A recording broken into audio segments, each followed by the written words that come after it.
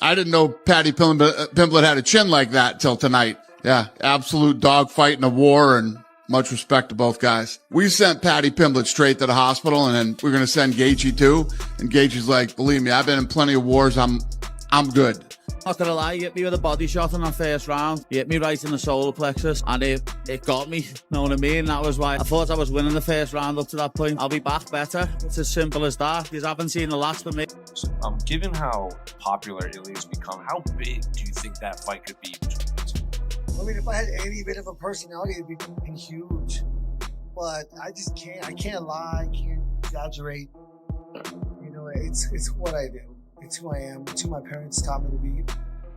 But I mean, there's no doubt it'll be the best. One of the best fights that they could definitely put on. It'll be for an undisputed belt, and I think they want to have 6 or 7. Whatever. They want to have as many as possible. So if he's not back by then, they will strip him, and I will be undisputed. Paddy Pimblett has just given his first real injury update since the war with Justin Gaethje, and it confirms what most fans already suspected: that fight took a serious toll on his body. While Paddy walked out of the octagon on his own 2 feet, the damage he absorbed over 5 brutal rounds is now impossible to ignore.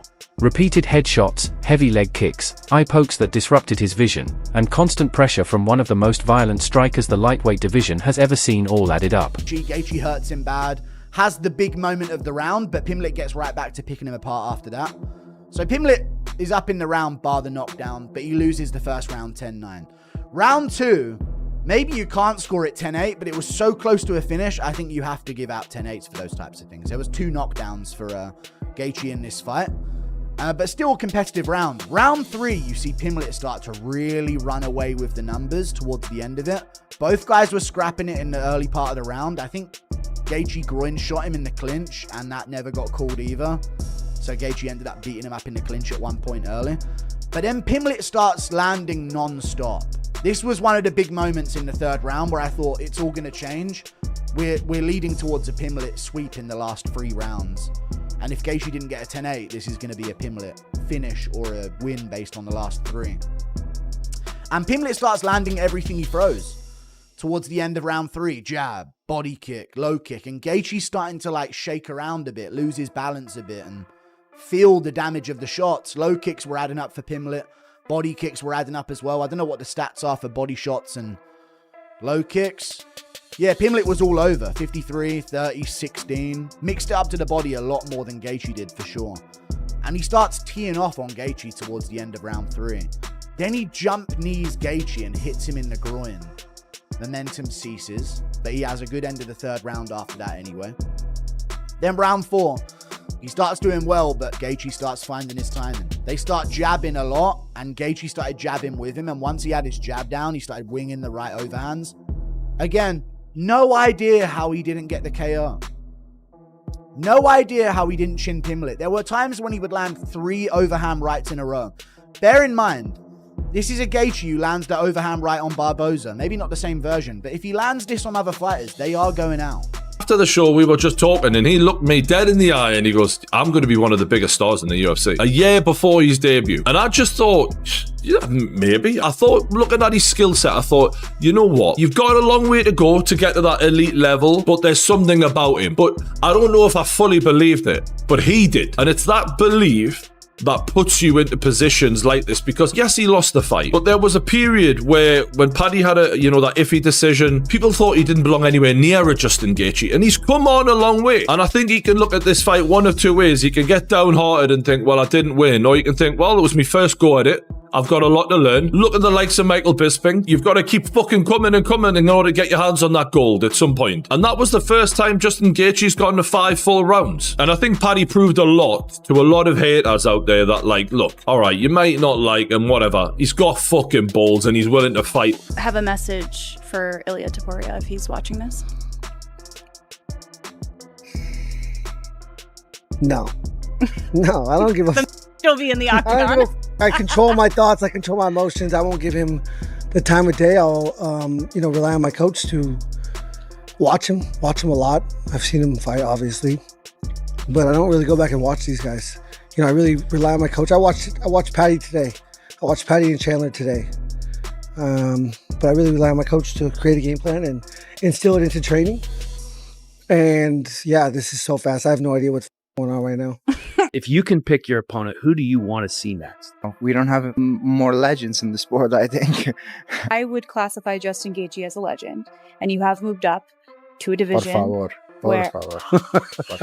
Ilya, come on, we've worked together for so long. You know that, like, yes, Justin Gaethje has done so much for the sport, has so many incredible fights, future Hall of Famer. I put him in the same regard as the three people that you have just finished all in a row. Really? The only thing that I realized is that you don't like the guy, because I don't know why you want him to put.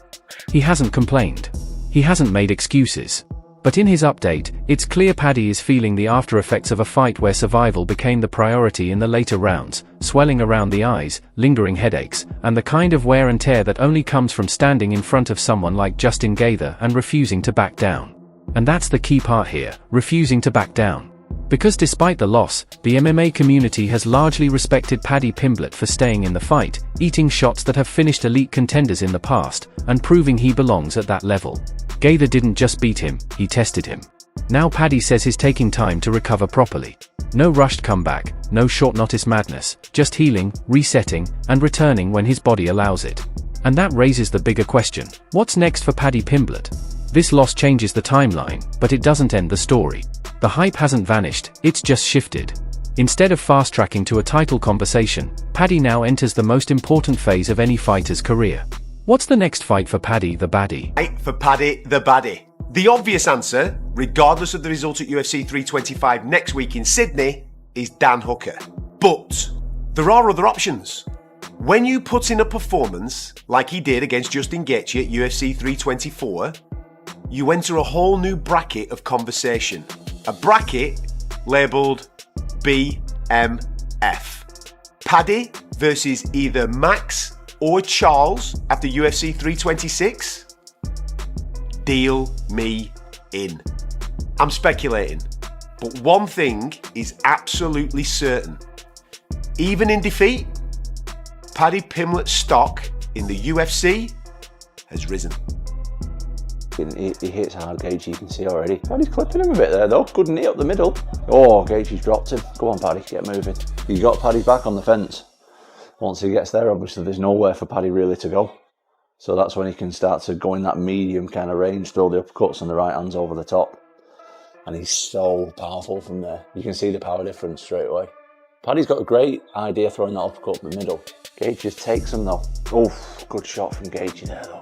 Jesus. I'd like to see Paddy in this round keep the centre a little bit more, because what Gaethje's trying to do is push him back, not really throw, and then when Paddy's got nowhere to go, when his back's on the fence, that's when Gaethje really starts to unload, which is where he's dangerous. Gaethje's just walking down though, a bit of a cut. Oh man. Paddy's looking comfortable here though, start of the third. He's on the low kick and the jab this round, which is great to see. Great round for Paddy. 2-1. Let's see if he does the same in the fourth. Hopefully he will. Oh, he's catching him a bit now. He's so strong, Gaethje, it's ridiculous. It just looks painful fighting Justin Gaethje. Oh, that overhand right that he does is good. Paddy's seriously tough. These two are going to have a headache for about 5 days. Paddy's having a go, but he's missed a lot of them. Jeez, he's got him down. Great fight though. Paddy's tough as hell. That overhand right, you can't miss with it, Gaethje, can he? Knee's a perfect option against him because he keeps dipping his head. Come on, Paddy. Oh, he's doing spinning stuff. Need him in the balls. Keep going. What a crazy fight. Well done, boys. That was good. I think Gaethje won it, but I think Paddy did amazing. Justin Gaethje's an absolute beast. No shame in that at all. Paddy's fought at the top level there. He should be proud of himself. The rebuild is real. The question now is whether he comes back against another striker to test his durability again, or whether he returns against a grappler where his submission game can shine. Either way, the UFC will likely be careful with the matchmaking. Paddy Pimblett is still a major draw, and there's no need to rush him straight into another war. Then there's the long-term picture, Ilya Topuria. That fight was once being whispered about as a future super matchup. Right now, it's on pause. Not cancelled, just delayed. Because if Paddy wants that moment, this next chapter has to be smarter, sharper, and more calculated. The Justin Gaethje fight exposed holes, but it also proved something important. Paddy Pimblett can go through hell and keep moving forward. Now it's about recovery, evolution, and choosing the right path back. Because the comeback is always louder than the setback.